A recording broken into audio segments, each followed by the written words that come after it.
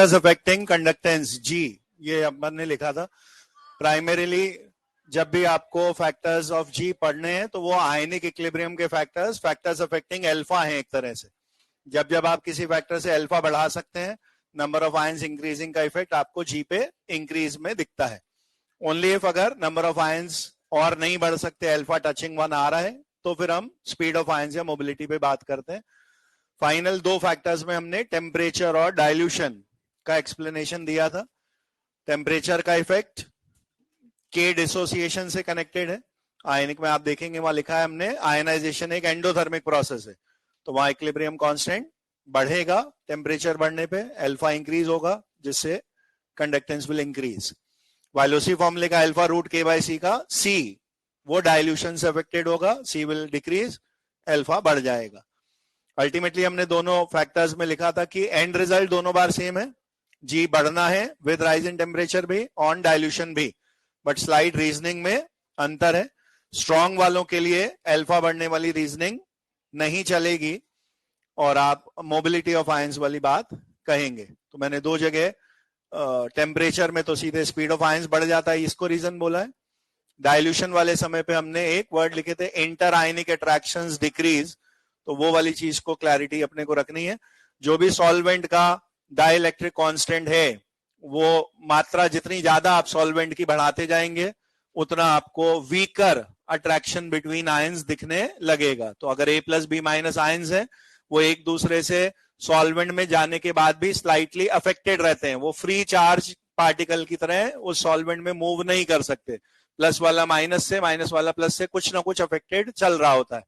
यही वाली कहानी अल्टीमेटली जाके कॉलरॉश लॉ और इनफाइनाइट डाइल्यूशन पे खत्म होती है कि जैसा आप वॉल्यूम बढ़ाते जाओगे तो आपको आयंस के बीच का अट्रैक्शन मिनिमाइज होते दिखने लगेगा और आप उन्हें बिल्कुल चार्जलेस पार्टिकल्स की तरह फ्री मूवमेंट करता हुआ एज्यूम कर सकते हैं।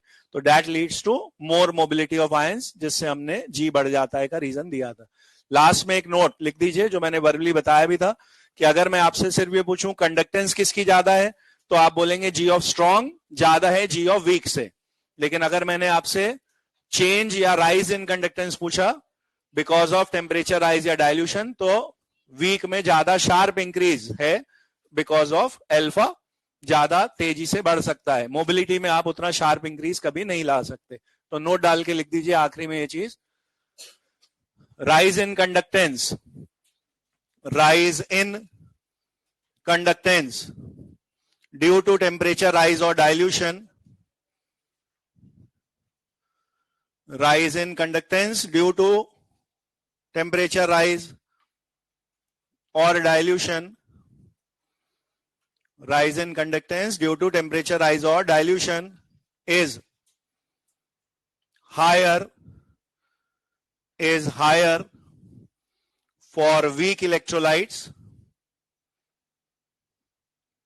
is higher for weak electrolytes in comparison to strong electrolytes. In comparison to strong electrolytes, rise in conductance due to temperature rise or dilution is higher for weak electrolytes in comparison to strong electrolytes.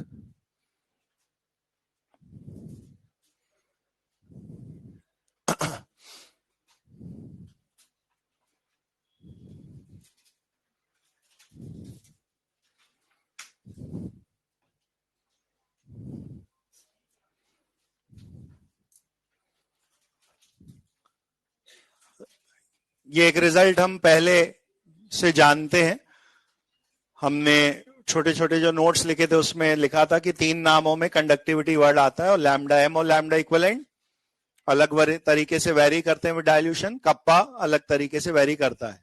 एक AR वाले question में इस तरीके से समझाया भी था कि डाइल्यूशन में कप्पा कम हो रहा है बट वॉल्यूम और ज्यादा तेजी से बढ़ रहा है, इसलिए नेट इसको फायदा मिलता है। तो किसी दूसरे रास्ते से मुझे effect of dilution lambda M पे पता है कि उसको बढ़ना है ऑन डाइल्यूशन, सही बात है। अब इसको एक पर्टिकुलर फॉर्मूले से समझाया जाता है, एक ग्राफ भी बनता है, वो हम इस हेडिंग में लिख रहे हैं। तो एक थ्योरी रीजन तो हमें ये पता है, lambda M increases on dilution,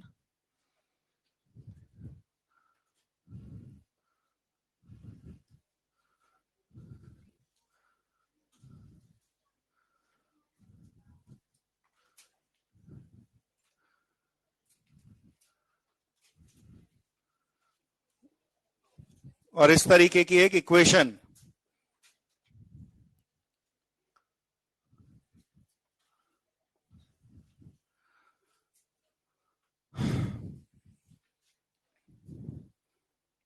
ये उस इफेक्ट ऑफ डाइल्यूशन को समझाने के लिए बनाई गई।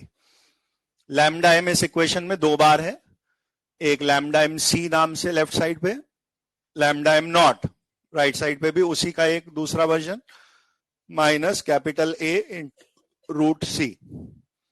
यहां इस इक्वेशन का बाय नेम ये तीन साइंटिस्ट के नाम पे डिबाय, हकल, ऑन सेगर इक्वेशन इस पूरे इक्वेशन का नाम है। अब इसमें जो पैरामीटर्स हैं उनके क्या क्या मीनिंग है। जो एलएचएस में लिखा है लैम्डा एम सी, ये मोलर कंडक्टिविटी है एट गिवन कंसंट्रेशन सी। अगर मैं इसे बिफोर और आफ्टर के फॉर्म में समझाऊं तो प्रोसेस डाइल्यूशन से पहले शुरुआती लैम्डा एम वो ये वाली थी, ऐसा मानना है आपको, एट द गिवन कंसंट्रेशन जो शुरू में मोलैरिटी दी हुई आई थी। लैम्डा एम नॉट ये है molar conductivity eight infinite dilution.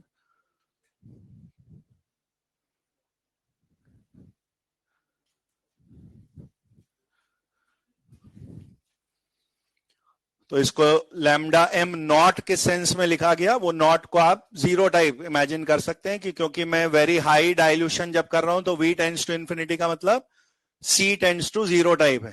तो वो वेरी लो कंसंट्रेशन पे नापी गई उस वैल्यू को लैम्डा एम नॉट बोला गया है। इसको वर्ड्स में लिमिटिंग मोलर कंडक्टिविटी भी बोलते हैं। लिमिटिंग मोलर कंडक्टिविटी भी इसी का नाम है। ये डाइल्यूशन पे जब हम बोलते हैं लैम्डा एम बढ़ता है तो बढ़ते बढ़ते बढ़ते बढ़ते बढ़ते जो हाईएस्ट पॉसिबल हो सकता है जिसके बाद फर्दर और नहीं बढ़ता उस वाले का नाम लैम्डा नॉट है, क्योंकि तब आप C टेंड्स टू जीरो पे पहुंच चुके हैं। जो बेस्ट पॉसिबल हो सकता था वो हाईएस्ट पॉसिबल वैल्यू जो एक्सपेरिमेंट में मुझे लगभग कांस्टेंट आते दिखने लगी उसका नाम लैम्डा नॉट रखा गया है। क्या क्या नाम है उसके? Molar conductivity eight infinite dilution या जीरो कंसंट्रेशन या लिमिटिंग मोलर कंडक्टिविटी। नाउ जो कैपिटल ए है ये सिंपली एक कांस्टेंट है, एरिया नहीं है, ये एक कांस्टेंट है। और नॉर्मली जब मैं आपको इस टॉपिक का फर्दर यूज दिखाऊंगा तो ऐसे चांसेस लगभग निल हैं कि इसका कोई न्यूमेरिकल बनता हो। मैं एक न्यूमेरिकल हालांकि कराऊंगा बट इसका यूजुअली न्यूमेरिकल नहीं बनता। तो ये जो ए नाम का कांस्टेंट है इसके बारे में एनसीईआरटी में जो लाइन लिखी है क्वेश्चन उस पे बन सकता है। ये कांस्टेंट के बारे में बोला गया है for a given solvent and temperature A depends on type of electrolyte।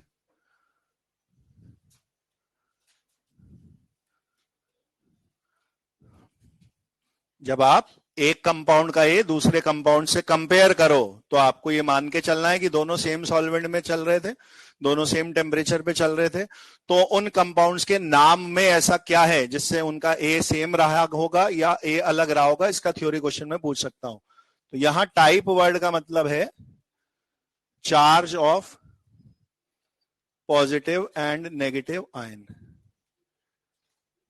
इसको मैं एग्जांपल से समझाऊंगा तो आपको अपने आप से समझ में आएगा। मैंने एक कंपाउंड बोला NaCl, क्या तोड़ेंगे? Na+Cl-। दूसरा कंपाउंड बोला Ki, K+I-। ये ए कांस्टेंट कहता है मुझे size of ion, charge density, ऐसा वैसा और किसी से मतलब नहीं है, मुझे सिंपली चार्ज का नंबर दिखा दो और वो 1 2 3 4 टाइप नंबर अगर दोनों आयंस का आपस में मैच करेगा तो मैं कहूंगा उन दोनों कंपाउंड्स का ए सेम माना जाना है।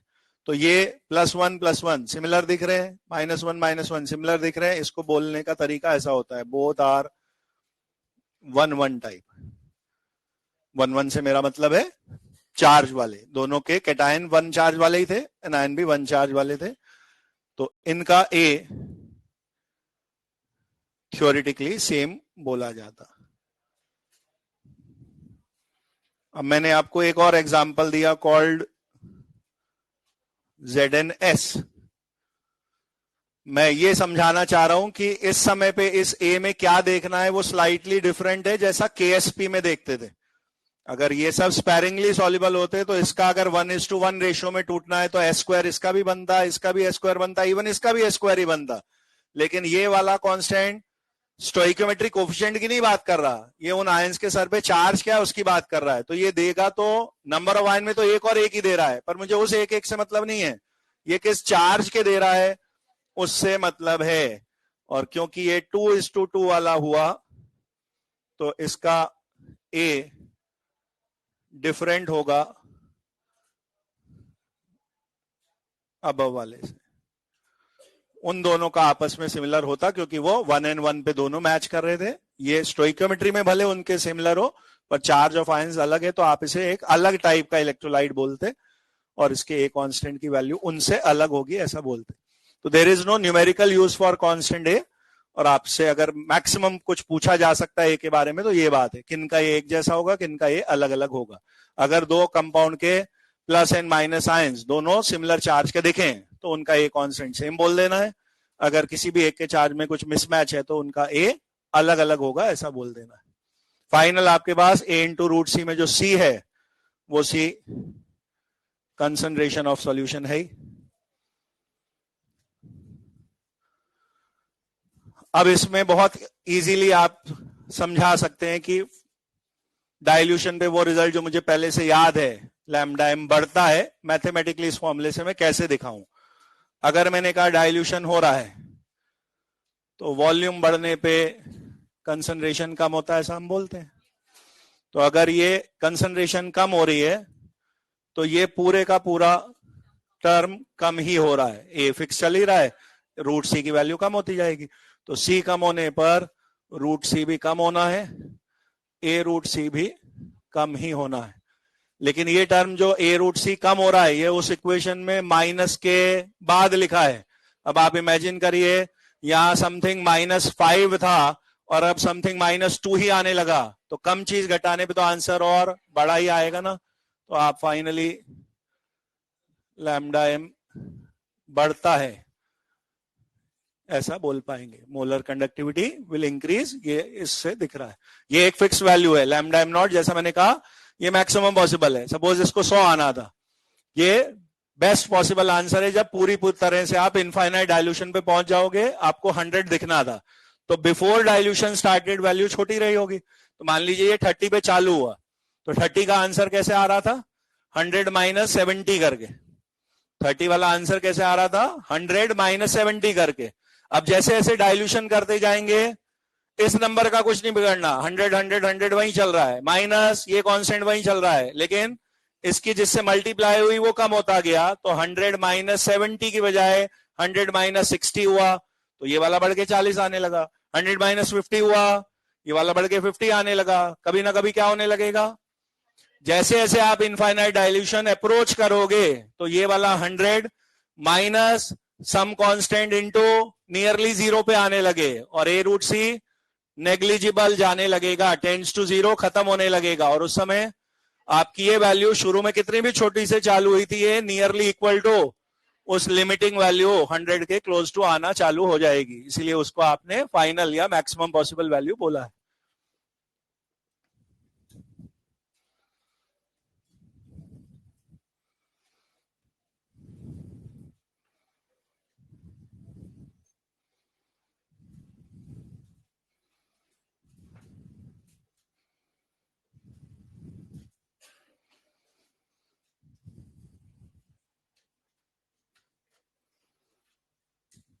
On dilution lambda M increases, उसी डाइल्यूशन को एक्सट्रीम केस पे ले गए, इनफाइनाइट डाइल्यूशन यानी वेरी हाई वॉल्यूम पे आप चले गए तो आपको सी टेंडिंग टू 0 मिलना था।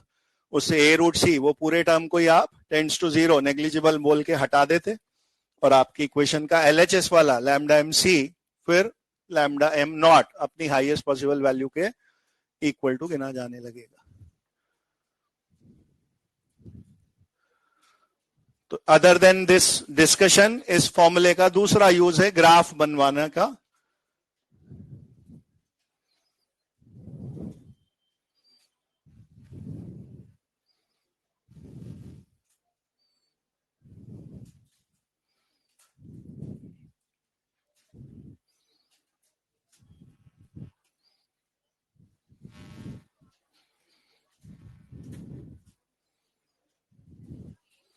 तो दूसरा थ्योरी क्वेश्चन मैं आपसे पूछ सकता हूं, इस इक्वेशन के बेसिस पे बताएं what versus what will be plotted to be a linear graph, किन के बीच ग्राफ बना।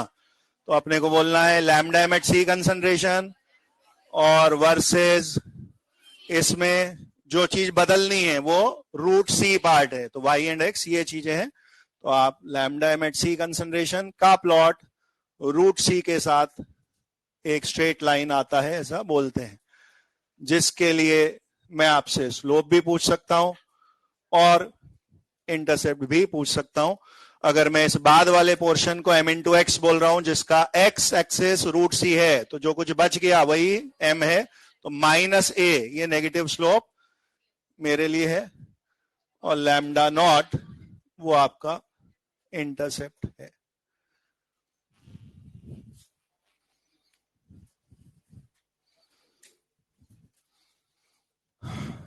दो जगह यहां पे आपको ग्राफ का यूज दिखता है, एक इस जगह, आगे जाके नर्स इक्वेशन बनेगी वो भी mx प्लस सी से मैच हो जाएगी, वहां भी एक स्ट्रेट लाइन ग्राफ आ जाएगा।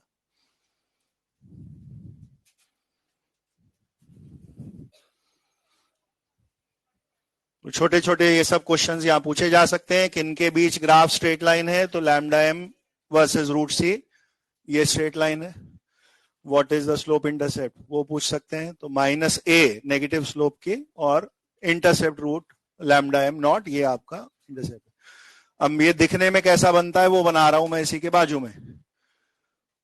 तो y वर्सेस x तो हमें पता ही है, y एक्सिस पे मुझे लैम्डा एम और इधर रूट सी दिखना है। ड्रॉ करने के समय थोड़ा सा और कंसेप्चुअल बात जो है समझने की, नेगेटिव स्लोप की कुछ डिक्रीजिंग लाइन आप दिखाते और उसमें इंटरसेप्ट दिखाते, आपको ऐसा बना हुआ दिखता है, ये डिक्रीजिंग ही है, लेकिन ये यहां से स्टार्ट होता हुआ नहीं दिखता। और पहली चीज, आपको जब किसी को समझाना है इस ग्राफ में क्या हो रहा है, तो आपको नीचे उतरना ही नहीं है इस ग्राफ में, आपको उस कोने से उल्टा चढ़ना है, क्योंकि आप देख लीजिए आप समझा क्या रहे हो। आपने बोला जब डाइल्यूशन हुआ तो रूट सी डिक्रीज हुआ, नॉर्मली आप ओरिजिन से बाहर की तरफ जाते हो तो आप इधर से इस ग्राफ को यूं ले जाओगे तो रूट सी डिक्रीजेस बोल रहे हो ना, आप बोल रहे हो क्या? यहां 0,0 लिखोगे, इससे बाहर की तरफ जाऊंगा तो हुआ रूट सी डिक्रीजेस, 0 1 2 3 4 5 तो रूट सी बढ़ रहा है। आपको रूट सी डिक्रीजिंग बताना है तो बिफोर डाइल्यूशन रूट सी अपने 5 10 बड़े नंबर से चालू हुआ होगा, और जैसे जैसे डाइल्यूशन होता जाएगा रूट सी कम होते जाना है, यही है ना फैक्ट। और एट इनफाइनाइट डाइल्यूशन क्या होना है, रूट सी टेंड्स टू 0 होना है, परफेक्ट 0 तो कभी नहीं छू पाएंगे ना। तो इसीलिए आपको ये ग्राफ बैकवर्ड मूविंग फील होना चाहिए और ये वाई एक्सिस पे कभी पूरा हिट नहीं होगा, क्लोज टू वाई एक्सिस जाके खत्म हो जाएगा, क्योंकि रूट सी में परफेक्टली 0 कभी भी नहीं ला सकता था। तो मैंने इस ग्राफ को वाई एक्सिस के पास तक ही बनाया है, पूरा पूरा टच नहीं कराया। आपको सिंबॉलिकली अपने समझने के लिए ऐसा उल्टा तीर बना लीजिए इस ग्राफ में कि मेरे को कभी भी ग्राफ समझना है तो मैं टॉप टू बॉटम नहीं जा रहा हूं, उधर से रिवर्स पढ़ रहे हैं, यही हो रहा है इस ग्राफ में। ये पढ़ लीजिए दोनों रिजल्ट्स आपके।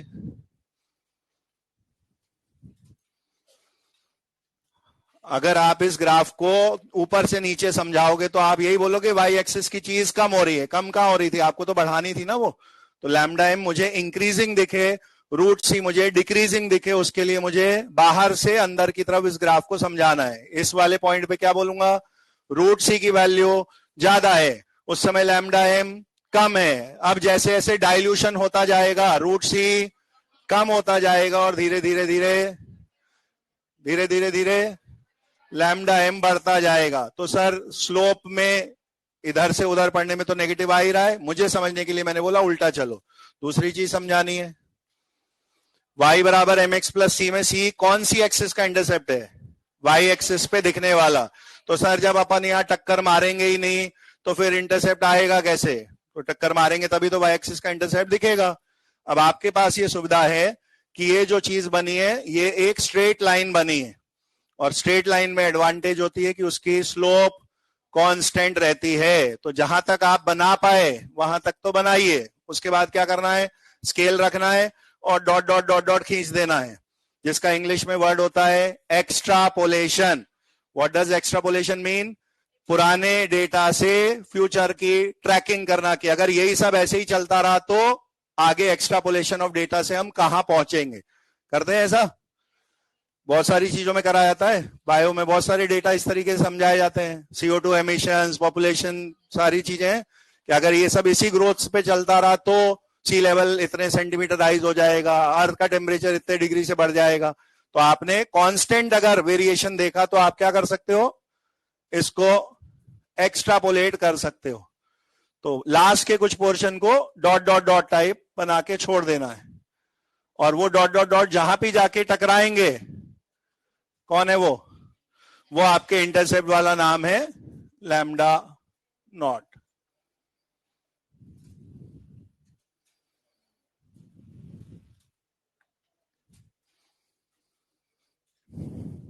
कॉलरॉश लॉ से जस्ट पहले के टॉपिक में आप चल रहे हैं।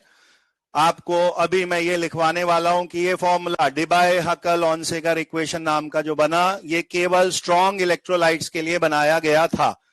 तो जब आपने स्ट्रॉन्ग इलेक्ट्रोलाइट्स के लिए डाइल्यूशन करने पर मोलर कंडक्टिविटी बढ़ते हुए देखी, अगर उसको ग्राफ से लैम्डा नॉट निकालने की कोशिश की गई तो आपने बोला बिकॉज ऑफ स्ट्रेट लाइन इसका एक्स्ट्रापोलेशन पॉसिबल है।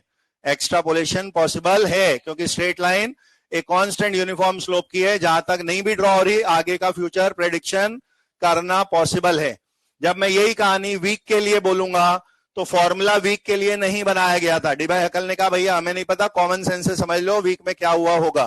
तो आपको खुद से समझना है कि अगर मैं lambda versus root C for a weak बनाता तो क्या होता। अभी आज ओपनिंग नोट ही क्या लिखा था अपन ने, राइज जो है वो वीक में ज्यादा होना है। ये स्ट्रॉन्ग वाली जो स्लोप है ये स्लाइड धीरे धीरे धीरे धीरे बढ़ रहा है, क्योंकि इसको फायदा अल्फा से नहीं केवल मोबिलिटी से मिला होगा। This is for strong electrolyte. अब जब मैं बोलूंगा वीक इलेक्ट्रोलाइट में डाइल्यूशन कर रहा हूं, क्या होगा, अल्फा बढ़ने की वजह से उसका लैम्डा एम तेजी से बढ़ेगा। तो अगर आप उसको भी ऐसे ही बैकवर्ड बनाओगे तो वो एक्सपोनेंशियली तेजी से बढ़ता हुआ दिखता आपको, लेकिन एक्सपोनेंशियली बनने में क्या प्रॉब्लम हो जाएगी, वो नॉन लीनियर है, और किसी नॉन लीनियर कर्व पे स्लोप टेंजेंट करके अगर ड्रॉ करेंगे, और मैंने कहा एक ऐसा कर्व जैसा बना हुआ है तो क्या इसकी कोई कांस्टेंट स्लोप है? यहां पे खींचेंगे तो अलग टेंजेंट बनेगा, यहां खींचेंगे अलग बनेगा, यहां खींचेंगे अलग बनेगा, यहां खींचेंगे अलग बनेगा, तो उसका एक्स्ट्रापोलेशन पॉसिबल नहीं है। तो गाड़ी इस जगह पे जाके फंस गई। एक AR का क्वेश्चन बना, lambda M not of strong electrolyte can be determined using extrapolation। तो यस है, स्ट्रॉन्ग के लिए एक्स्ट्रापोलेशन अलाउड है, पर जब वीक का ऐसा वाला ग्राफ बना देंगे तो सेम स्टेटमेंट गलत हो जाएगा। क्या है रीजन वीक में क्यों नहीं बना? क्योंकि वहां कांस्टेंट स्लोप नहीं आया, एक नॉन लीनियर कर्व आया, वहां एक्स्ट्रापोलेशन नहीं पॉसिबल है, क्योंकि वहां एक यूनिफॉर्म स्लोप की लाइन नहीं है, वो स्लोप बार बार चेंज हो रहा है।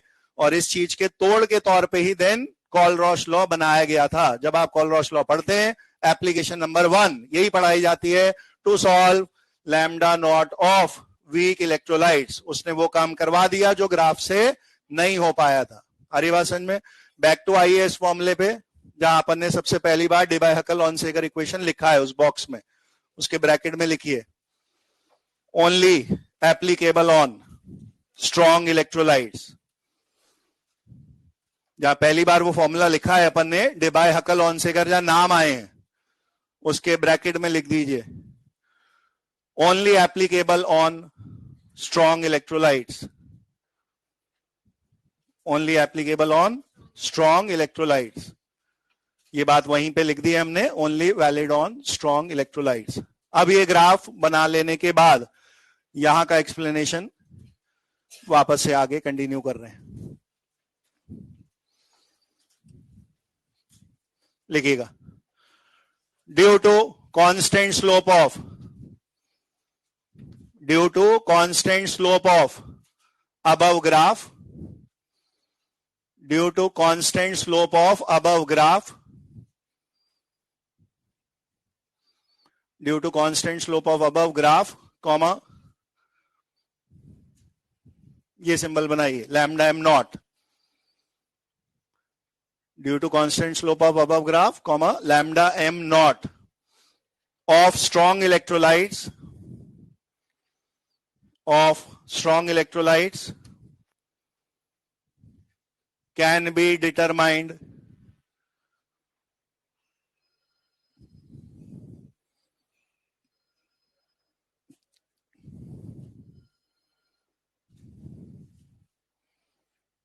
lambda m naught of strong electrolytes can be determined,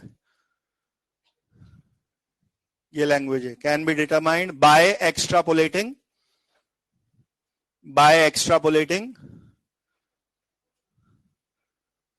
lambda m c concentration वाला वर्सेस रूट सी ग्राफ।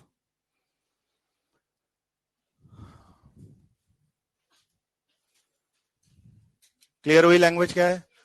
ये फॉर्मूला डिबायकल इक्वेशन किसके लिए बना है? Only for strong. उस इक्वेशन को देख के ही y बराबर एम एक्स प्लस सी ये ग्राफ बनाया।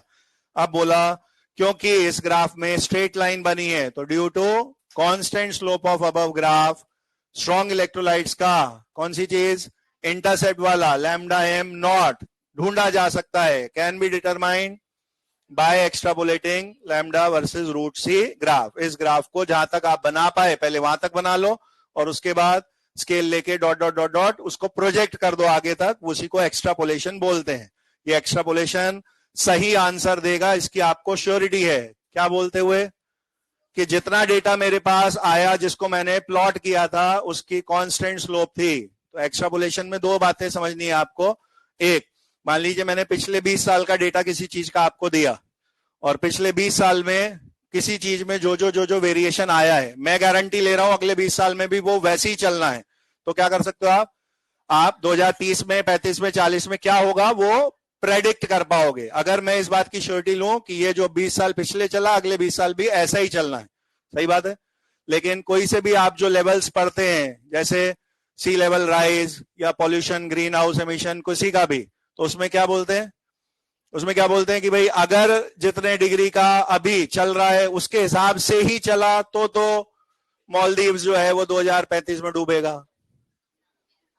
एज्यूमिंग कि 1 सेंटीमीटर राइज या 1 मीटर राइज जो भी है उसको बताया गया कि पर ईयर इतने का बढ़ रहा है सी लेवल, तो अगर इसी लेवल से बढ़ता रहा तो मालदीव्स आइलैंड जो है वो 2035 में या 2050 में डूब जाएगा। लेकिन अगर क्या हुआ कि आपने और ज्यादा पॉल्यूशन करा, आपने और भी कोई रोकथाम नहीं करी और वो सी लेवल और ज्यादा तेजी से बढ़ रहा है, तो जो काम 2050 में होना था वो 2035 में हो जाएगा। जैसे इंडिया को चाइना को एक्सीड 2028 में करना था पॉपुलेशन में। WHO का प्रेडिक्शन था कि हम 2028 में नंबर 1 होंगे, लेकिन हम 2022-23 में ही हो गए। तो एक्सट्रापोलेशन गलत हो गया। क्यों हो गया? क्योंकि वो लीनियर कर्व प्लॉट नहीं हुआ इंडिया की पॉपुलेशन का। तो जैसे ही वीक इलेक्ट्रोलाइट में होता है, क्या होता है उसकी प्लॉटिंग में? नॉन लीनियर कर्व की वजह से वो स्लोप बार बार चेंज होती है, इसलिए एक्सट्रापोलेशन एरर के साथ रहेगा, वो आपको एक्यूरेट लैम्डा नॉट कभी ढूंढवा नहीं पाएगा। ठीक है, अब लिखेगा, अगला पॉइंट है, continue. For weak electrolytes, for weak electrolytes, comma, वापस ये दोनों नाम, lambda M C concentration versus root C. For weak electrolytes, comma, lambda M C versus root C is non-linear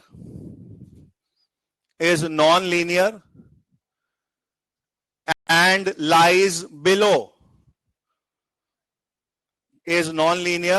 lies below the straight line obtained for strong electrolytes, and lies below the straight line obtained for strong electrolytes. For weak electrolytes, lambda m versus root c is non-linear and lies below straight line obtained for strong electrolytes. क्यों नीचे नीचे क्यों चलना है उसको? नीचे नीचे क्यों चलना है? क्योंकि स्ट्रांग वाला हमेशा हर तरह की कंडक्टेंस में वीक से तो ज्यादा ही रहेगा ना, तो वैल्यू अल्टीमेटली किसकी ज्यादा है? स्ट्रांग की ज्यादा है, उससे कम ही दिखना है वीक वाले को। लेकिन जब डाइल्यूशन का फायदा मिलना चालू होगा तो अगर ये धीरे धीरे धीरे धीरे बढ़ रहा था तो वो तेजी से बढ़ता हुआ दिखता है। इसी में आगे लिख रहे हैं on dilution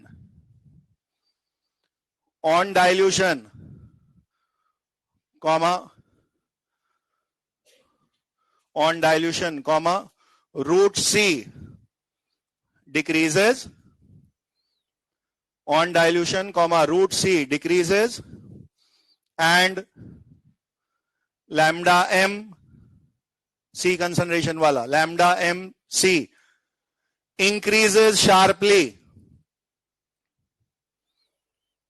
On dilution root c decreases and lambda m c increases sharply. Bracket में लिख दीजिए due to increase in alpha, due to increase in alpha, line change करके। however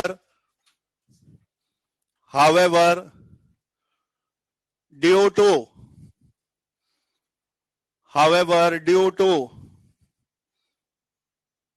non-uniform slope,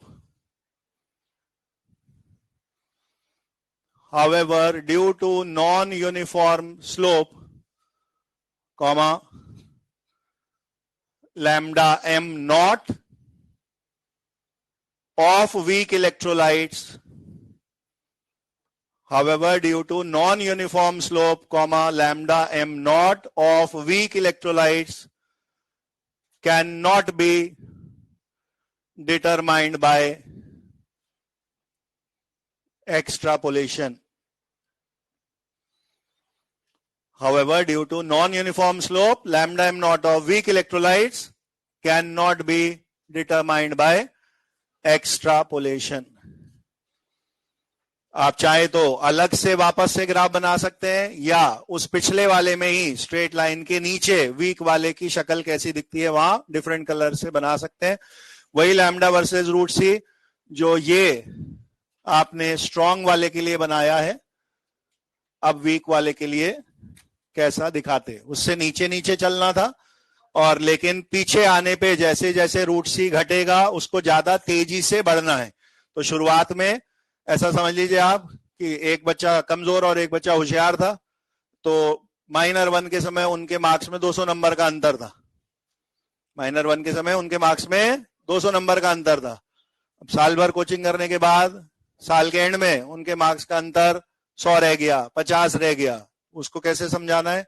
ग्राफ से, कि जो ऑलरेडी 650 680 माइनर 1 में लाया होगा उसके लिए ट्रेजेक्ट्री ऑफ इंप्रूवमेंट ग्रेजुअल और स्लो ही रहनी है। 650 650 650 660 670 काइंड ऑफ ऐसा ही चलना है। लेकिन जिसके 300 400 थे, अगर वो लगातार मेहनत कर रहा होता तो उसके 300 400 500 600 650, तो अल्टीमेटली वो गैप शुरू में ज्यादा था, but after getting help of dilution वो गैप बाद में कम दिखना चाहिए। तो ग्राफ ऐसा बनता है यहां, जिसमें आप वीक वाले को शुरुआत में काफी ज्यादा गैप पे दिखाते हो, किससे? स्ट्रॉन्ग वाले से। लेकिन जैसे जैसे रूट सी डिक्रीज हो रहा है तो एक्सपोनेंशियली तेजी से क्या हुआ? लैम्डा एम बढ़ा। अब आप एनसीईआरटी देखेंगे या मॉड्यूल देखेंगे तो इसमें ये दूसरा ग्राफ ऐसा बना हुआ दिखेगा आपको।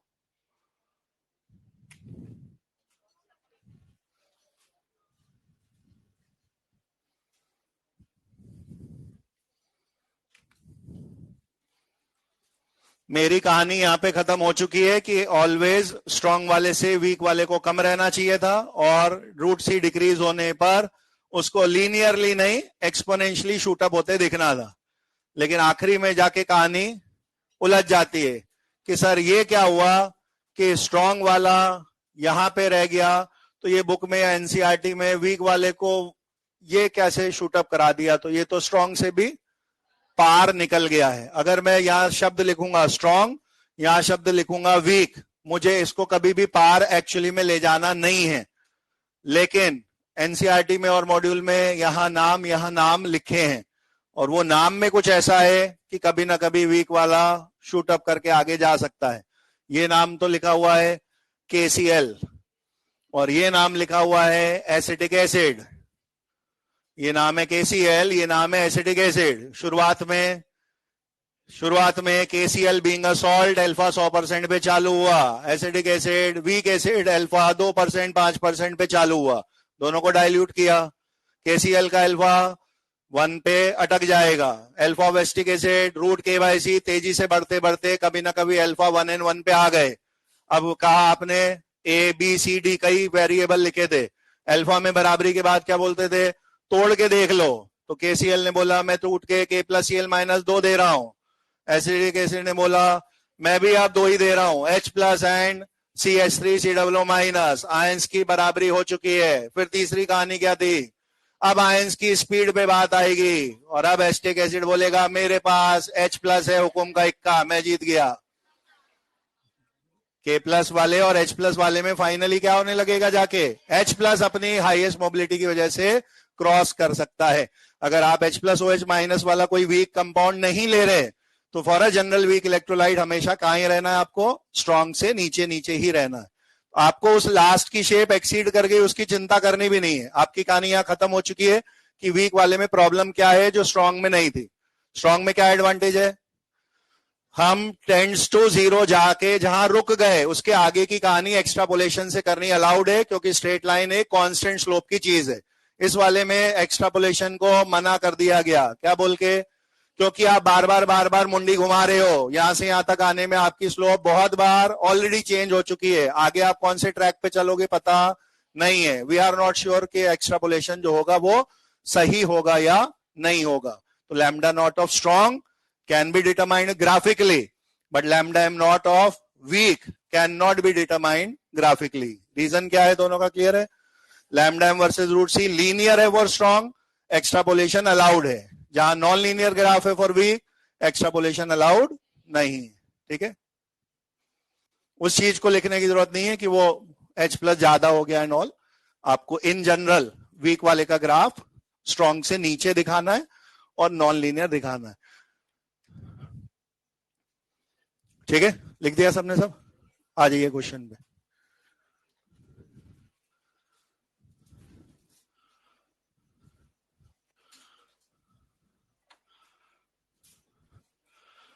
Which of the following solutions, which of the following solutions will provide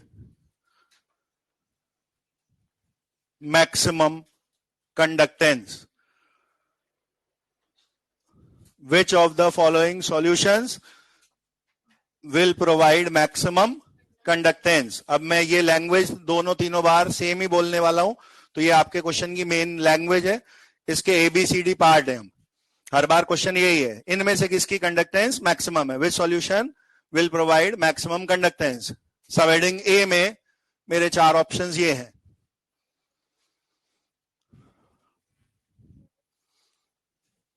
तो आपका पहला काम वो ध्यान रखना है कि सीक्वेंस में मुझे क्या क्या बताया गया था। पहले स्ट्रॉन्ग एंड वीक देखना है, स्ट्रॉन्ग एंड स्ट्रॉन्ग हो तो तोड़ के देखना है, आयन बराबर हो तो मोबिलिटी पे बात आनी है।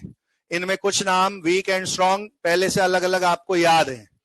HCl स्ट्रॉन्ग एसिड है, H2SO4 स्ट्रॉन्ग एसिड है, H2CO3 और H3PO4 वीक एसिड हैं। तो वीक वाले दोनों ऑप्शन रेस से बाहर हो चुके हैं। अब जो दोनों स्ट्रॉन्ग हैं उसमें ये 2 आयंस और ये 3 आयंस में टूटता, इसलिए आप 4th बोलेंगे।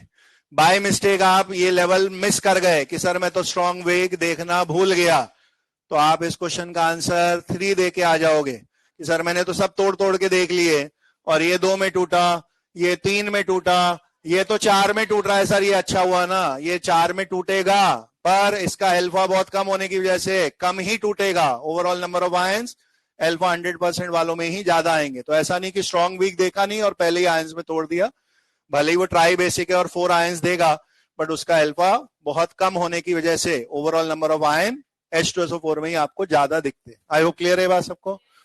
बी पार्ट,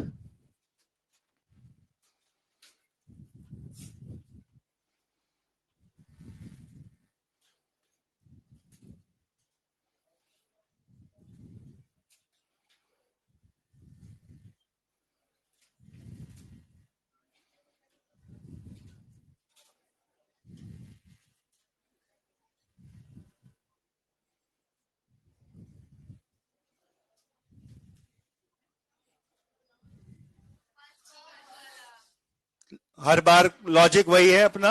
अब ये फर्स्ट वाले आंसर में आपको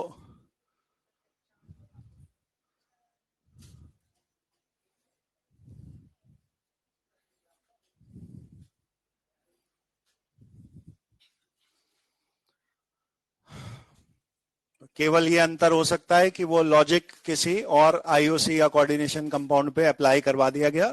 थीम वही है, all of these will be considered as salts, electrolyte. Alpha का चक्कर नहीं है, सबको एक्वा सॉल्यूशन में 100% अल्फा वाला मानते हैं, बट वे ऑफ डिसोसिएशन सबका अलग अलग होने पर मोर नंबर ऑफ आयंस आपको फर्स्ट फॉर्मेट वाले पे दिखते।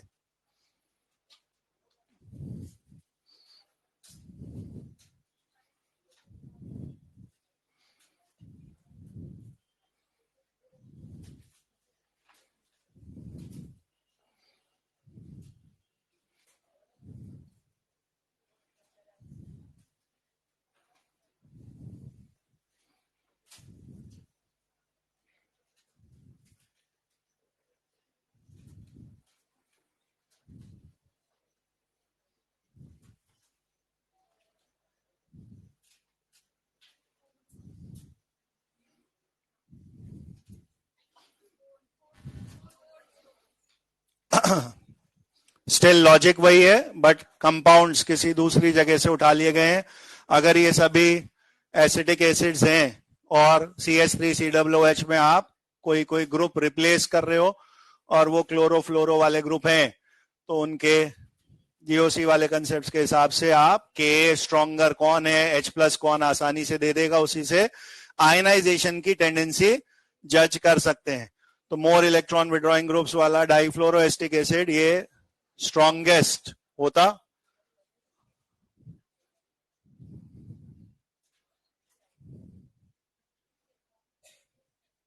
तो इसमें मैक्सिमम नंबर ऑफ आयंस मिलते। तो ऐसा जरूरी नहीं है कि ये मैक्सिमम वाला जो क्वेश्चन है वो हमेशा जनरल कंपाउंड्स के बारे में ही हो। वो क्वेश्चन आईओसी ओसी वाले कंपाउंड्स पे भी बेस्ड हो सकता है, माइट भी पॉसिबल, तब वो क्वेश्चन वहीं का गिन भी लिया जाए, बट वो कनेक्शन यहाँ के अल्फा वाली बात से ही है। अगर आप ऑर्गेनिक एसिड्स में डील कर रहे हैं तो उनका के वाला कांस्टेंट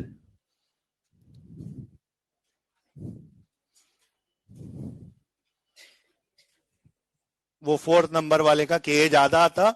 आप अल्फा अंडर रूट के अपॉन सी अगर लिखते तो आपको सी सेम इसीलिए दे रखा है, तो अल्फा उसी ऑप्शन नंबर 4 के लिए ज्यादा आएगा जिसका के ज्यादा है, क्योंकि सी सब में सेम दे ही रखा है।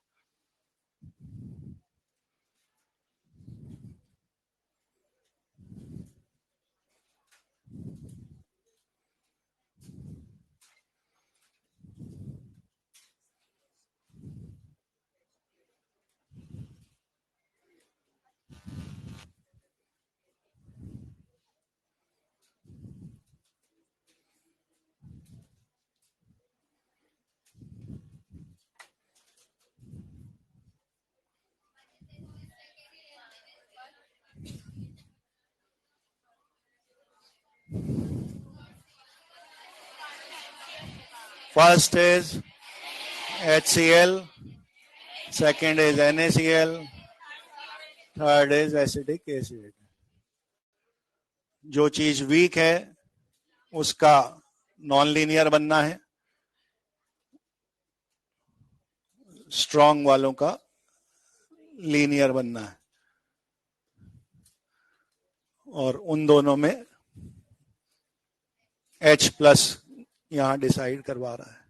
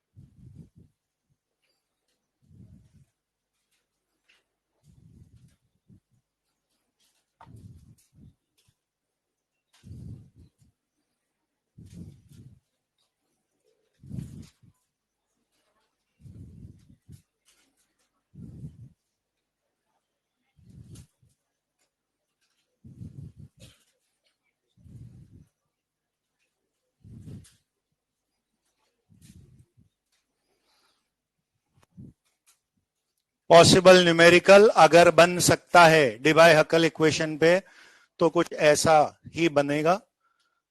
वैसे कॉमनली इस पे न्यूमेरिकल नहीं बन के बस वो ग्राफ और एक्सप्लेनेशन बनता है कि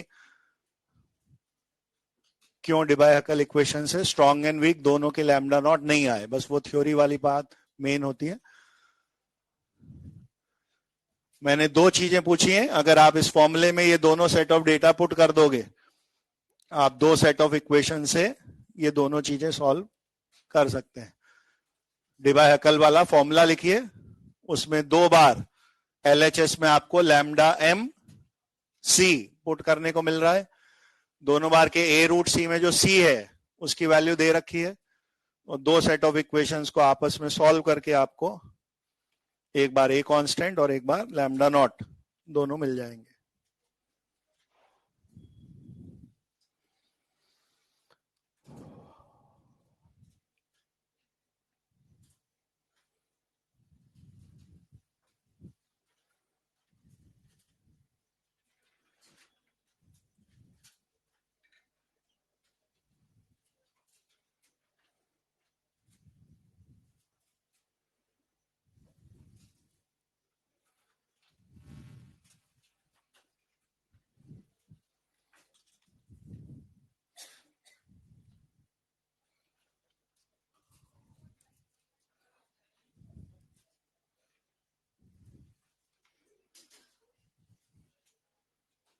किसका क्या बताया आंसर?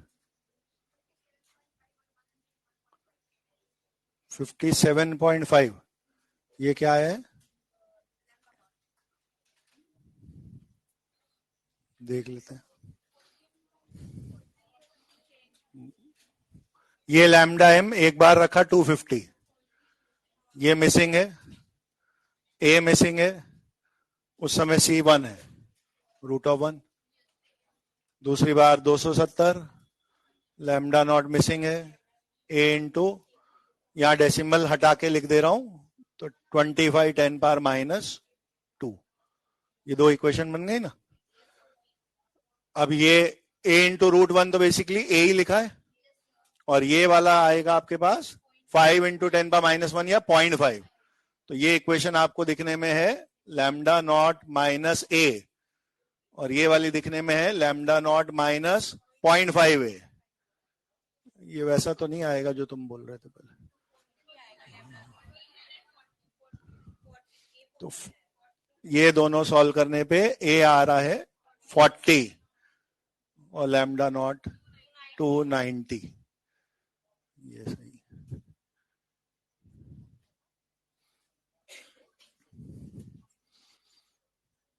ये दोनों वैल्यूज को, दोनों इक्वेशंस को अगर आप सब्ट्रैक्ट कर दें तो लैम्डा नॉट एक बार काट दीजिए तो 0.5 a की वैल्यू इस डिफरेंस के बराबर 20 आनी है।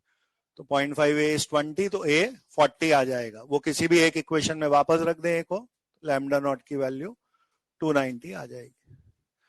Other than this kind of question और कुछ न्यूमेरिकल इसमें बन नहीं सकता। मैं थ्योरी में ये पूछ लूंगा किन के बीच ग्राफ स्ट्रेट लाइन है, स्लोप क्या आई है, इंटरसेप्ट क्या आया है। एक इस पे डिपेंड करता है वो टाइप ऑफ इलेक्ट्रोलाइट 1122 जो चार्ज वाली बात बताई थी वो वाली चीज है। मेन जो कहानी का जो समरी है वो ये है कि आपको कॉलरॉश लॉ पे मूव क्यों करना पड़ा, what was the primary objective, Kohlrausch law ने ऐसा क्या बताया। एक जगह पे ये इक्वेशन, ये फॉर्मूला, ये ग्राफ आपकी मदद नहीं कर पा रहा लैम्डा नॉट ऑफ वीक ढूंढने में, वो अल्टीमेटली कॉलरॉश लॉ से आ जाएगा। हम ऐसा नहीं बोल रहे कि कॉलरॉश लॉ केवल वीक वालों के लिए बनाया गया है, वो सारों पे लगता है। आप स्ट्रॉन्ग वालों का ग्राफ वाला लैम्डा नॉट और कॉलरॉश लॉ से आने वाला लैम्डा नॉट वो मैच होता हुआ भी देख सकते हो अगर दोनों तरीके से निकालें। और जहां पे ये ग्राफ नहीं मदद कर पाया वहां पे भी कॉलरॉश लॉ आपको हेल्प करेगा। कॉलरॉश लॉ बहुत ही आसान सी चीज है। लकीली ये इस आर्टिकल्स का सबसे कॉमनली पूछे जाने वाला क्वेश्चन भी है और मोस्ट इजी वाला भी है। इसके बाद फिर आप गैल्वेनिक सेल और उन बाकी चीजों में चले जाएंगे। ये सेक्शन यहाँ पैकअप हो जाएगा। ये सारे सेक्शन एक दूसरे से अनकनेक्टेड है। तो इसके बाद बचे हुए चैप्टर में फिर कंडक्टिविटी, मोलर कंडक्टिविटी, ये सारे नाम दोबारा आएंगे ही नहीं। ये आखिरी हेडिंग है कॉलरॉश लॉ जिसमें ये खत्म हो जाएगा। कॉलरॉश ने इनफाइनाइट डाइल्यूशन पे क्या क्या मुझे फायदा मिलता है उसने एक चीज बोली। उसने ये बोला कि इनफाइनाइट डाइल्यूशन मुझे दो फायदे देता है, इरेस्पेक्टिव ऑफ मैं कैसा इलेक्ट्रोलाइट लेके चला, स्ट्रॉन्ग या वीक, मुझे दो फायदे मिलेंगे। पहला, अगर वीक है तो इनफाइनाइट डाइल्यूशन करने पर अल्फा 100% पहुंच गया होगा। स्ट्रॉन्ग में आपने कहा वो अल्फा ऑलरेडी टचिंग 1 था, ठीक है, उसको वो फायदा नहीं मिला। उसके बाद भी कुछ फायदा और मिलते जाना है, जो वो इंटर आयनिक अट्रैक्शंस वाली बात थी। जैसे जैसे आप वॉल्यूम में वेरी लार्ज पे पहुंचते गए, इनफाइनाइट डाइल्यूशन पे पहुंचते गए, इंटर आयनिक अट्रैक्शन लगभग खत्म हो गया और आपके पार्टिकल्स एक दूसरे से इंडिपेंडेंट बिहेव करने लगते हैं। तो कॉलरॉश लॉ का जो पूरा नाम दिखता है बुक्स में वो है Kohlrausch law of independent migration of ions. तो ये फ्रेज का मतलब क्या है पहले मैं वो समझा रहा हूं। इंडिपेंडेंट माइग्रेशन ऑफ आयंस का मतलब इंडिपेंडेंट मूवमेंट ऑफ आयंस से है। और क्या फायदा मिला मुझे इनफाइनाइट डाइल्यूशन पे? चीजें आयंस में पूरा पूरा टूट भी गई थी और their attraction between each other वो भी नेग्लेक्ट हो गया था। Hence these ions are moving free from each other. Plus वाले को माइनस से कोई तकलीफ नहीं है, माइनस वाले को प्लस से कोई तकलीफ नहीं है, वो जीरो चार्ज वालों की तरह घूम फिर पाएंगे। इसका मैथमेटिकल फायदा कॉलरॉश ने कैसे लिया? कॉलरॉश ने बोला मैंने 3 कंपाउंड लिए, NaCl, NaBr, NaI, तोड़ दिया आयंस में उनको। क्या क्या है? Na+Cl minus, Na+Br minus, Na+I minus. अगर आप इनफाइनाइट डाइल्यूशन पर नहीं हो, अगर आप इनफाइनाइट डाइल्यूशन पर नहीं हो और तीनों बीकर में आपने Na+ का बिहेवियर चेक किया होता तो उसमें माइनर माइनर सा अंतर दिखता। अगर आप इनफाइनाइट डाइल्यूशन पर नहीं हो, क्योंकि जब Na+Cl- के साथ किसी बीकर में है तो उसका अट्रैक्शन Cl- के साथ कैसा है वो उसकी मोबिलिटी पे फर्क डाल रहा होता। In the other compound Br- size में, चार्ज डेंसिटी में डिफरेंट है, उसका Na+ के लिए अट्रैक्शन डिफरेंट है from Cl-। In the third container I- again different behaviour वाला है, Na+ उस पर अलग तरीके से अट्रैक्शन रखता। लेकिन जब मैंने तीनों में भरपूर पानी मिला दिया और क्या हो गया उससे? इंटर आयनिक अट्रैक्शन नेग्लेक्ट हो चुका है। तो यहां पे आने के बाद, इस स्टेज पे आने के बाद अब आप क्या बोल पाते हैं? अब Na+ इस बीकर में भी वही काम कर रहा होगा, इस बीकर में भी वही कर रहा होगा, इस बीकर में भी वही कर रहा होगा, जो भी उसका नंबर है। अब वो इंडिपेंडेंट हो गया है ऑफ द अपोजिट आयन जिसके साथ वो इलेक्ट्रोलाइट में जुड़ा हुआ था। और मैं उसकी NaCl की इक्वेशन में जो वैल्यू पुट करूंगा, NaBr में भी वही वैल्यू Na+ की मैं पुट कर पाऊंगा और NaI के केस में भी मैं वही वैल्यू पुट कर पाऊंगा। कहां पे हो पाएगा ऐसा? λm-c के समय पे नहीं। ये काम केवल कहां हो सकता है? λm0 के समय पे हो सकता है, क्योंकि तभी आप इंटरआयनिक अट्रैक्शन को खत्म बोल रहे हैं। तो Kohlrausch law strong as well as weak दोनों पे लगता है, लेकिन पाबंदी क्या है? मिडिल स्टेज पे नहीं लग सकता। सबको कहां पहुंचाना है? इनफाइनाइट डाइल्यूशन पर ही पहुंचाना है। उसके बाद ही कॉलरॉश लॉ की कहानी चालू होती है।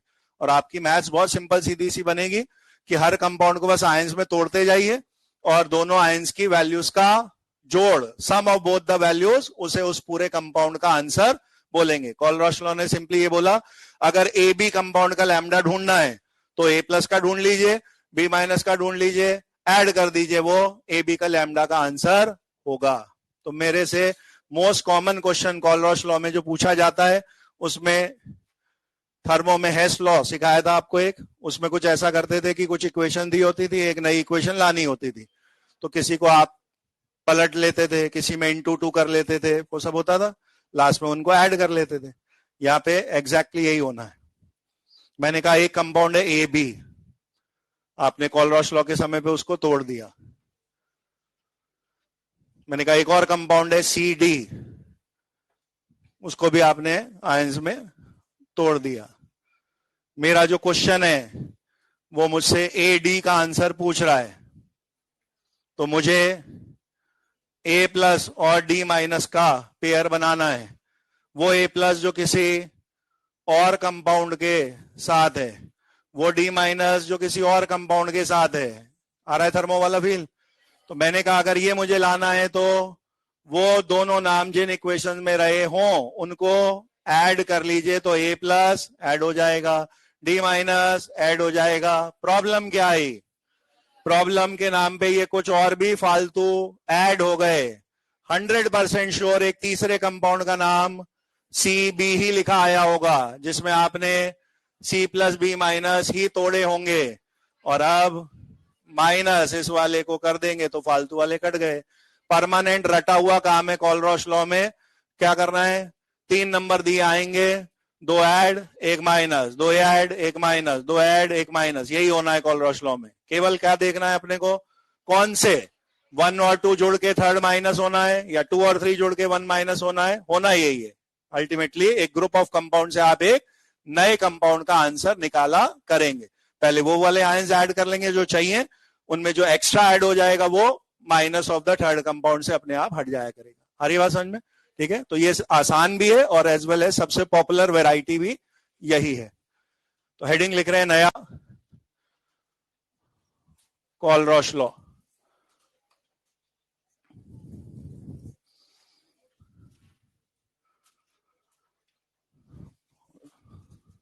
पूरा नाम ये है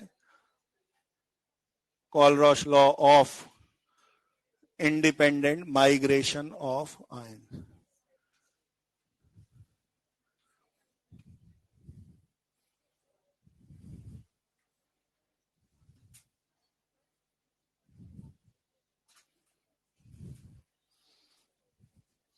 कंप्लीट नेम, जिसको हम सिर्फ सिंपल वे में कॉलरॉश लॉ बोलते हैं, कि पूरे नाम में से जो इंडिपेंडेंट माइग्रेशन वर्ड है उसका मतलब बोल रहा हूं मैं, लिखिएगा। वेट अभी बहुत ज्यादा है।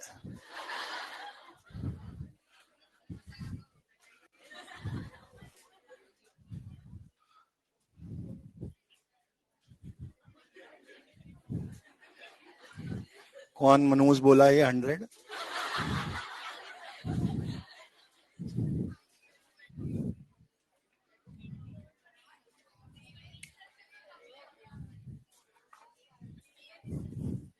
कौन से सर से कम होगा?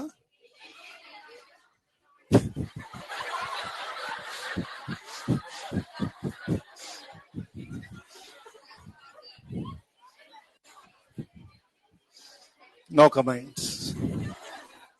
इंडिपेंडेंट माइग्रेशन लिखे, at infinite dilution, at infinite dilution comma, at infinite dilution comma,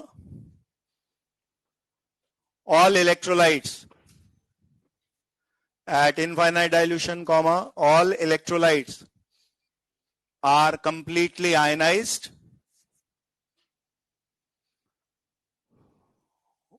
at infinite dilution comma all electrolytes are completely ionized and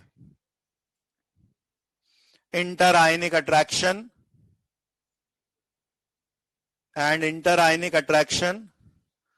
between ions can also be neglected.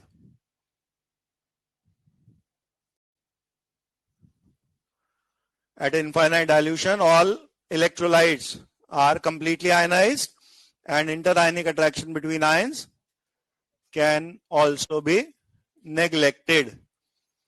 Hence, ions move, hence ions move freely, hence ions move freely, या bracket में लिख दीजिए independent of each other.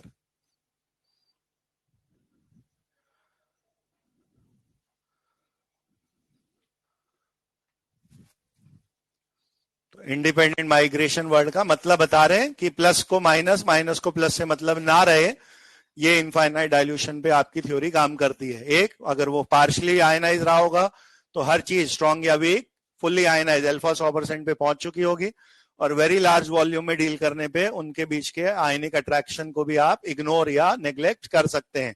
तो आपको कहने को उन्हें ए plus B minus बोलना है, लेकिन उस प्लस माइनस का कोई इंपैक्ट उनके मूवमेंट पे नहीं दिखेगा. प्लस भी चार्जलेस की तरह, माइनस भी चार्जलेस की तरह मूव उस सॉल्वेंट में कर पा रहा होगा, irrespective of the opposite ion वो कौन मौजूद है उस मीडियम में. ठीक है, तो कहने का मतलब सिंपली ये है कि अगर Na प्लस के सामने ऐसे 3 आयन्स हैं, तो जब तक आप इंडिपेंडेंट माइग्रेशन वर्ड्स नहीं बोल दोगे कि मैं इनफाइनाइट डाइल्यूशन स्टेशन पे पहुंच चुका हूं, मुझे ऐसा बोलना पड़ेगा Na प्लस नाम से सेम आयन इसके साथ अगर डुबकी मार रहा है तो इसका चार्ज, इसका साइज अलग होने की वजह से ये खींचातानी Na प्लस से अलग तरीके की करता. ये साइज में अलग है, चार्ज में अलग है, ये खींचातानी अलग तरह की करता. Similar goes for this. लेकिन जब इनफाइनाइट डाइल्यूशन पे पहुंच गए तो इनके इस चार्ज का कोई महत्व नहीं बचा. अब Na प्लस इसके साथ, इसके साथ, इसके साथ सेम स्पीड पे ट्रेवल कर पा रहा होगा. इसको इंडिपेंडेंट माइग्रेशन कहा गया है. लिखिएगा आप नेक्स्ट एरो मार्क में, जो एक्चुअल स्टेटमेंट है कॉलरॉश लॉ का वो बोल रहा हूं. This law states that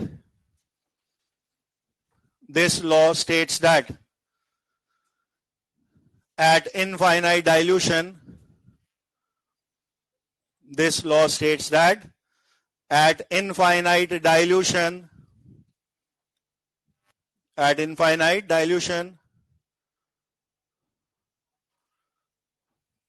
comma,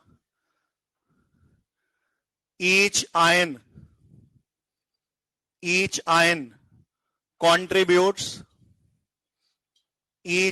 contributes a definite value at infinite dilution, comma, each ion contributes a definite value towards molar conductivity of each ion contributes a definite value towards molar conductivity of electrolyte, irrespective of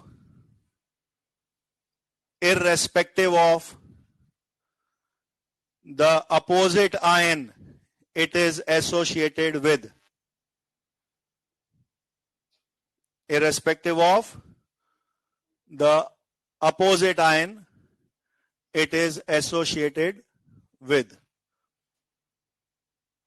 At infinite dilution, each ion contributes a definite value towards molar conductivity of electrolyte, irrespective of the opposite ion it is associated with. Now, जो mathematical form है,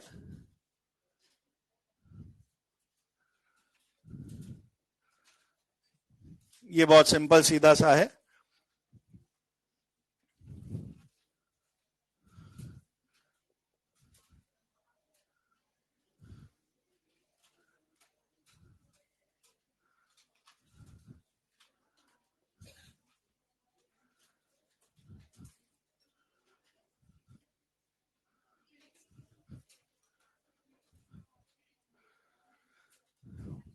अगर आपसे कोई कहेगा कि एक question में set of compounds दिए आए हैं, इन पे कॉलरॉश लॉ लिखिए, तो आपको कॉलरॉश लॉ के नाम पे इक्वेशंस बनानी है.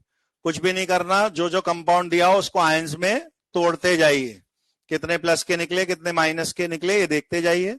और आप जैसे राउल्ट्स लॉ में करते थे कि ए एंड बी दोनों वोलेटाइल हैं, तो एक का पी है दूसरे का पी भी ऐड होकर पीएस आ जाता था, ऐसे करते थे. तो एडिटिव प्रॉपर्टी बताया गया है कोलरॉश लॉ ने बेसिकली कि मोलर कंडक्टिविटी, मैंने किसकी पूछी, अगर आप मुझे मोलर कंडक्टिविटी बताएं फॉर किसी कंपाउंड का नाम बोला मैंने, कैल्शियम फॉस्फेट, तो इसने बोला कि भाई किसी कंपाउंड का मोलर कंडक्टिविटी उसका खुद का तब तक नहीं है जब तक वो साबुत ही बैठा रहेगा, क्योंकि इस वाली थ्योरी में सब कुछ आयंस को ही करना है। तो आपने बोला कैल्शियम फॉस्फेट का आंसर बेसिकली उसके आयंस के आंसर का सम है। What ever Ca+2 will be contributing, what ever PO4- will be contributing, अलग अलग निकाल लो, जोड़ लो, वो उस पूरे कंपाउंड का आंसर होगा। तो अगर मैंने कोलरॉश लॉ से क्या पूछा, ए बी का लिमिटिंग मोलर कंडक्टिविटी यानी लैम्डा नॉट निकाले, नॉट नॉट नॉट तो बनाना ही बनाना है। क्या बता रहा है not?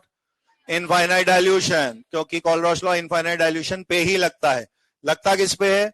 Is valid on strong and weak both but only at infinite dilution. तो इसको आयंस में तोड़ दिया, इक्वेशन लिख दी। ए बी का आंसर इक्वल टू है ए प्लस के लैम्डा एम नॉट का आंसर प्लस बी माइनस के लैम्डा एम नॉट का आंसर। इसमें कुछ और वैरायटी कर सकते हैं क्या? Yes, most of the time आपके सबसे सादे वाले कंपाउंड आएंगे 1:1, एक बार ही केटायन जुड़ते दिखेगा, एक ही बार एनायन जुड़ते दिखेगा। कभी कभी बीच भी है ए बी टाइप ना होकर नॉन ए बी टाइप आ सकता है, तो मैंने AB2 AB3 ना लिख के सीधे AX/BY लिख दिया।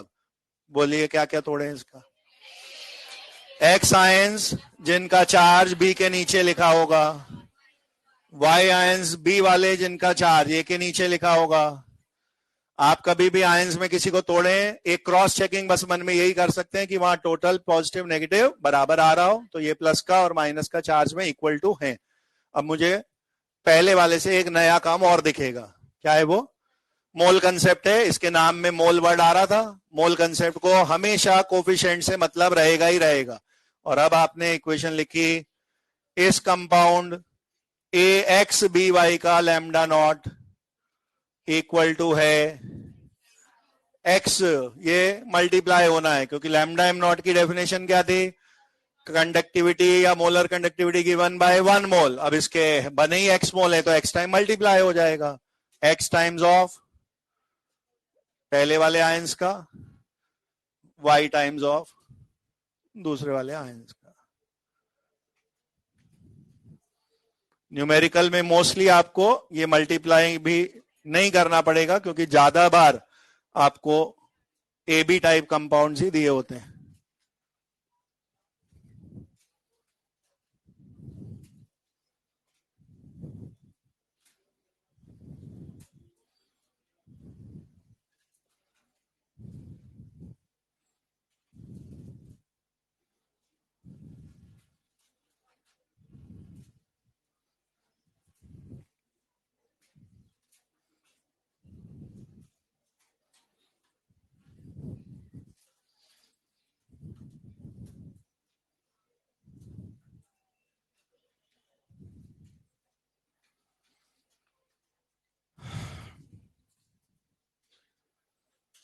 अपने मॉड्यूल में जो क्वेश्चंस हैं या जो मैं क्वेश्चंस कराऊंगा उसमें कोलरॉश लॉ 4 तरीके का यूज हो सकता है। आपको उन 4 में से एक सीखना है। एग्जाम में ऑलमोस्ट श्योरिटी उसी की ही है क्योंकि जो मैं टाइप 2, 3, 4 बताऊंगा उनमें मोलर के अलावा लैम्डा इक्विवेलेंट जो दूसरी टाइप आप पढ़ के चुके हैं वो वाली भी काम में आनी है। आइदर पूरी इक्वेशन ही लैम्डा इक्विवेलेंट में बनेगी, वो एक टाइप है, और 2 टाइप है जिनमें आधी साइड लैम्डा एम चलता है, आधी साइड लैम्डा इक्विवेलेंट चलता है। पर टॉप चारों में से टाइप 1 ही है। क्यों? क्योंकि एनसीईआरटी ने लैम्डा इक्विवेलेंट नाम का कुछ पढ़ाया ही नहीं है, तो वहां केवल लैम्डा एम के टर्म्स में ही सारी बातें हो रही हैं। और ये वही वाली टाइप है जिसमें आयंस के भी कौन से यूज हो रहे हैं?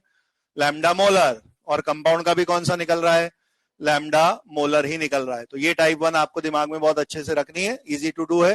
क्या करना है? केवल कंपाउंड को आयंस में तोड़िए, हर इंडिविजुअल आयन की वैल्यू अपने अपने कोएफिशिएंट से मल्टीप्लाई करते जाइए, वो डेटा आपस में ऐड होगा तो उसी को फाइनल कंपाउंड का लैम्डा एम का आंसर माना जाएगा। Everything is being done at infinite dilution, तो ये सब लैम्डा नॉट पे चल रहे हैं। क्लियर है? अब मैंने टाइप 2 लिखा, अगर इक्वेशंस में दोबारा नहीं लिख रहा, यही इक्वेशंस है, और इन टर्म्स ऑफ इसके लिए लिखना है। और ये आई सपोज आपको खुद पता होना चाहिए कि क्या लिखना है। हमेशा से पूरी फिजिकल केमिस्ट्री में मोल इक्विवेलेंट में किस बात का अंतर है कि ग्राम इक्विवेलेंट को बैलेंसिंग से, स्टोइकोमेट्री से कोई लेना देना नहीं होता, बस वही अंतर अभी भी है। अगर आपने ए बी के लिए लिखा तो भी एक बार ए प्लस एक बार बी माइनस ऐड हो जाते। Even if A X B Y भी होता तो भी आप एक ही बार ए वाई प्लस और एक ही बार बी एक्स माइनस को ऐड कर रहे होते हैं।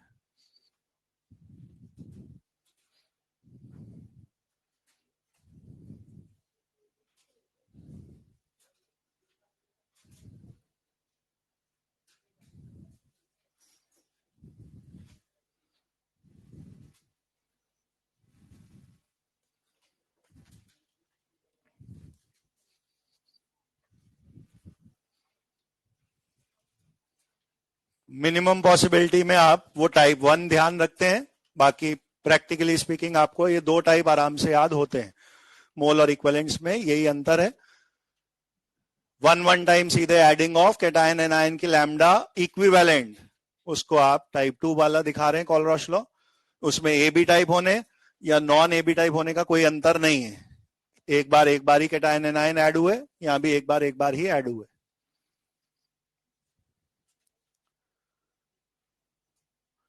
अब टाइप 3 और 4 मैं वर्बली बता रहा हूं, उसको लिखने और याद करने की कोशिश पहले से नहीं करनी। जरूरत लगेगी तो क्वेश्चन में ऑन द स्पॉट आप उसे क्रिएट कर लोगे। मैंने बोला दो टाइप ऐसे हो सकते हैं जिसमें क्वेश्चन वाला मुझसे न्यूमेरिकल नहीं पूछ के, हो सकता है कोई एक्सप्रेशन ही डिराइव करने को बोले कि आप इसकी इक्वेशन बना के बता दो जिसमें मुझे लेफ्ट में चाहिए ये, राइट में चाहिए ये। अब मान लीजिए अभी के दो टाइप, उसमें क्या दिख रहा है, कंपाउंड का मोलर, आयंस वाले भी मोलर वाले, थ्रू आउट एक ही टाइप चल रहा है। कंपाउंड का इक्विवेलेंट, आयंस के भी इक्विवेलेंट वाले, थ्रू आउट एक ही टाइप चल रहा है।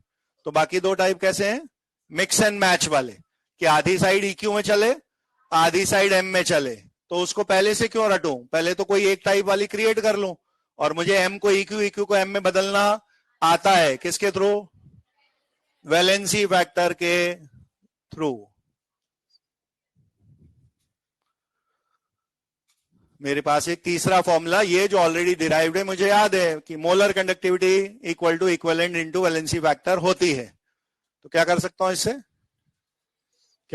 इससे, किसी को भी वैलेंसी फैक्टर की मदद से एक से दूसरे में बदला जा सकता है। अब वैलेंसी फैक्टर के मतलब पहले भी बताए थे। अगर आप ये वाली इक्वेशन ले रहे हैं तो आपको किसको बदलना है उसके हिसाब से वैलेंसी फैक्टर काउंट होगा। अगर इसको बदलेंगे तो केवल इसका जो चार्ज है y वो वैलेंसी फैक्टर होगा। इसको बदलेंगे तो केवल इसका जो चार्ज का मैग्नीट्यूड है x वो आपके लिए वैलेंसी फैक्टर होगा। और अगर इसको बदलेंगे तो फिर ये total charge plus XY minus XY जो था उसको वैलेंसी फैक्टर गिनते। आई होप क्लियर है। तो मान लीजिए मैंने बोला मुझे लैम्डा नॉट इक्विवेलेंट का फॉर्मूला बनाना है for calcium phosphate in terms of lambda m naught of Ca plus 2 and PO4 3 minus.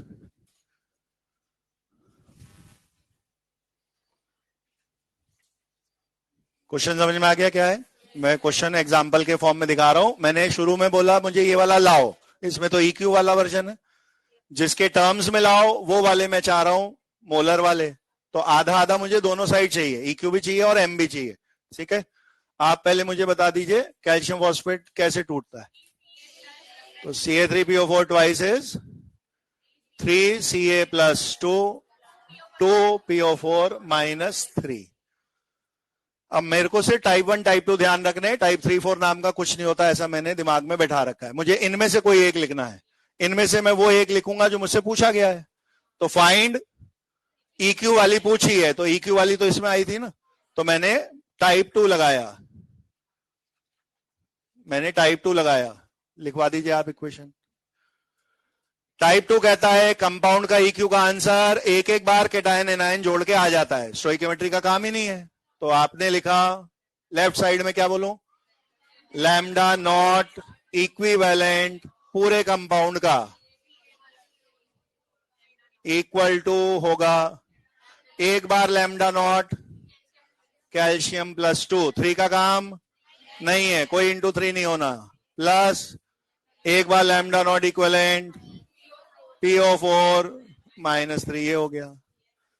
अब आपके क्वेश्चन में जो कहा गया था उसका आधा काम हो चुका है, क्या, फाइंड लैम्डा नॉट इक्विवेलेंट, ये वाला आ चुका है, इसको नहीं छेड़ना, लेट इट बी, इसको ऐसे ही रहने दीजिए।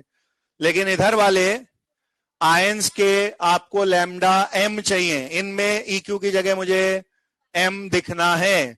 तो जरा इस फॉर्मूले पे वापस आइए, मैंने पूछा लैम्डा EQ बराबर क्या है, lambda m divided by valency factor, बन गया। अब ये तो एज इट इज रहा, इस जगह पे आए और वो फॉर्मूला मुझे कैल्शियम +2 के आयन पे लगाना है। तो उस एक EQ के बदले दो चीजें बोलनी है, क्या क्या, उसी आयन का लैम्डा m0 अपॉन उसी का चार्ज जो है 2, प्लस वापस इसी फॉर्मूले पे आए। अब ये फॉर्मूला फॉस्फेट आयन पे लग रहा है, तो लैम्डा m0 उसी आयन का अपॉन चार्ज भी उसी आयन का।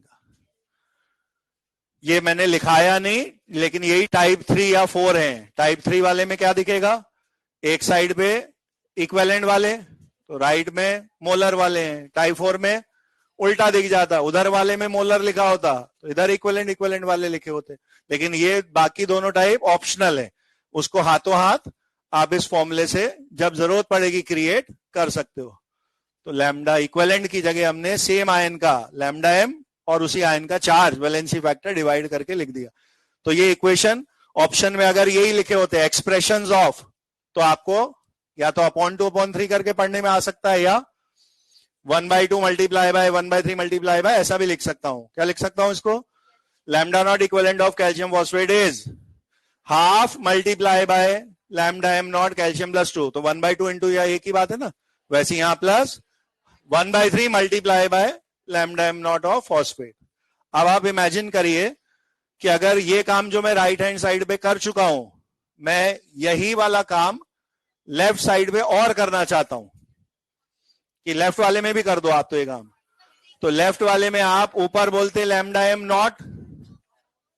m0 किसका, पूरे कंपाउंड का, और उसका चार्ज +6 -6 पे बराबर आता, तो अपॉन 6 ऐसा लिख रहे होते। तब उसमें लेफ्ट में भी m दिखेगा, राइट में भी m और m दिखेगा। तो सर ये तो टाइप 1 हो गया ना, m थ्रू आउट सेम दिखना तो टाइप 1 हो गया। लेकिन ये तो सर टाइप 1 की तो शक्ल ही बदल गई सर, वही शक्ल है ये, वही शक्ल है ये। क्या करना है, पूरे को उठा के 6 से मल्टीप्लाई कर दीजिए, ये वाला 6 दिखना बंद, इस वाले में 6 इंटू पे 3 इंटू दिखता जो कोफिशिएंट है, इसमें 2 इंटू दिखता जो कोफिशिएंट है। बैक टू आप टाइप 1 कभी भी जा सकते थे, उधर वाले को और बदल देते। अरे बात समझ में, बहुत बहुत आपका भी।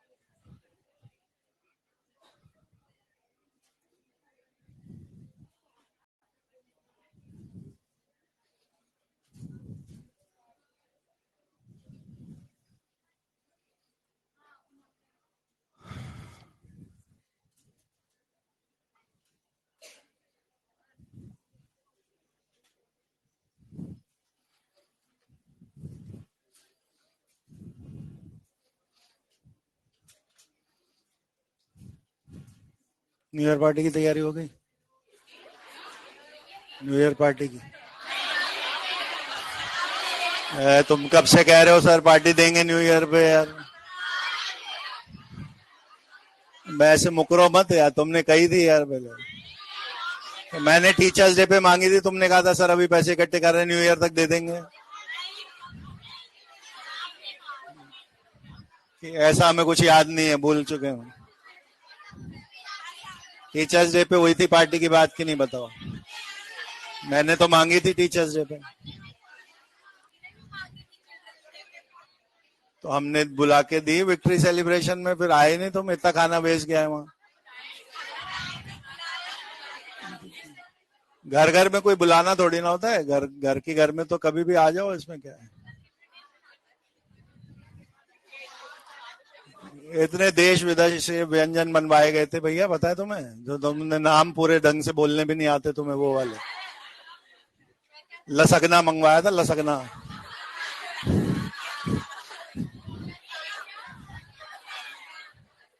लजान्या बोलते हैं जिसको, उसको हिंदुस्तान में लसगना ही बोलते हैं ना।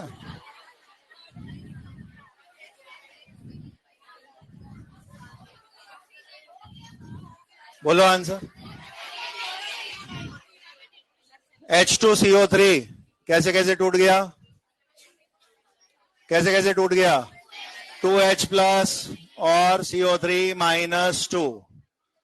तो अगर लैम्डा m0 निकालना है तो पहले वाले आयन लैम्डा m0 में × 2 और एक बार CO3-2 ऐड हो जाएंगे। ये वाला 330 है, ये वाला 120 है, तो 780 ये वाला आंसर आएगा। इसके लिए वैलेंसी फैक्टर 2 है, तो जब आपने लैम्डा इक्विवेलेंट लिखना है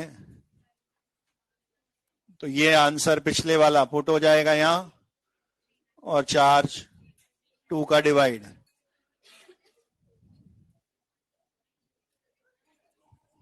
इस 390 पे आने का कोई दूसरा तरीका कि आप इन दोनों वैल्यूज को लैम्डा इक्विवेलेंट में बदल दें और फिर उनको आपस में ऐड करें, तब क्या होगा? H+ के लिए वैलेंसी फैक्टर 1 होने की वजह से उसका लैम्डा एम और इक्विवेलेंट सेम दिखेंगे, तो वो 330 काउंट होगा। लेकिन इसके वाले में चार्ज 2 का डिवाइड होके इसका लैम्डा इक्विवेलेंट 60 ही आएगा, और तब वो एक एक बार ऐड होंगे तो 390 ऐसे भी आ जाएगा। ठीक है, जाओ।